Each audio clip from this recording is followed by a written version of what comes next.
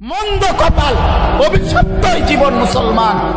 60 বছরে, 50 বছরে, 40 বছরে এত বড় আসমান ও জমিন আল্লাহর ভোগ কইরা, এত বড় দুনিয়া ভোগ করে আল্লাহর দেওয়া কোরআন 4টা সূরা 5টা সূরা শুদ্ধ করে পড়তে পারে না, আত্তাহিয়াতুটাও পড়তে পারে না, দোয়ায়ে কুনুতটাও শুদ্ধ উচ্চারণ করতে পারে না।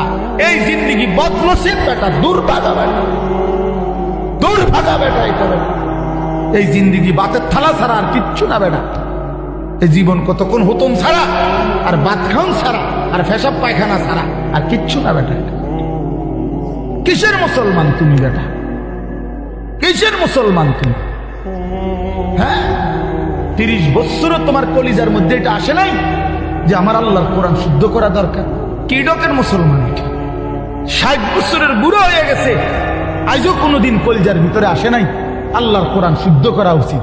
বইয়া বইয়া সাধুয়ানে শুধু গপ মারে আর হুজুরদের বদনাম করে। অমুক হুজুরের আকিদা বালা না, অমুক হুজুরের আকিদারে কামড়াইছে। আপনার আকিদা একবারে সাধুয়ানে বাইয়া বাইয়া পড়তে আছে একদম। আপনার আকিদা বইয়া বইয়া বিড়ি খায় আর এনে গপ মারে, আর বেড়ির নাচ দেখে, টেলিভিশন দেখে, আর হুজুর ঠিক করে অমুক হুজুরের আকিদা বালা না, তাইনের আকিদা বালা।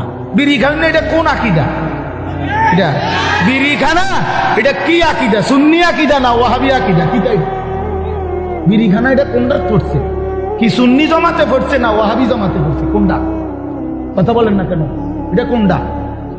হ্যাঁ, আপনি আকিদা টোয়াইতে না আছেন, আপনি কি বোঝেন মিয়া? আকিদা কি বোঝেন আপনি?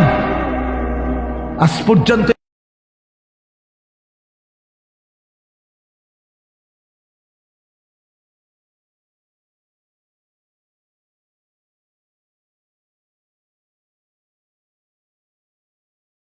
ঠিক করে।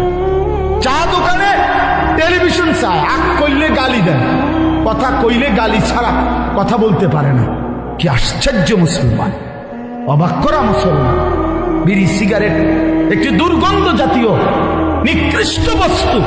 আল্লাহ নবী সাল্লাল্লাহু আলাইহি সাল্লাম ইন্তেকাল পর্যন্ত কোনদিন দুর্গন্ধ নবী পছন্দ করতেন না। যিনি কাঁচা পেঁয়াজের গন্ধ পছন্দ করতেন না, কাঁচা রসুনের গন্ধ নবী পছন্দ করতেন না, নবীজি ঘামের দুর্গন্ধ পছন্দ করতেন না। আল্লাহ নবী সাল্লাল্লাহু আলাইহি সাল্লাম যখন হাঁটতেন ওই জায়গাটা, রাস্তাটা পুরা মেশক আম্বরের ঘ্রাণ হয়ে যাইত। তার পবিত্র দেহ থেকে ঘাম ঝরিলে সেটা আতর হিসাবে সাহাবায়ে কেরাম ব্যবহার করত। এত পবিত্র, এত সুঘ্রাণ। নবীজি বলতেন, 3টা জিনিস দুনিয়াতে আমার সবচেয়ে প্রিয়।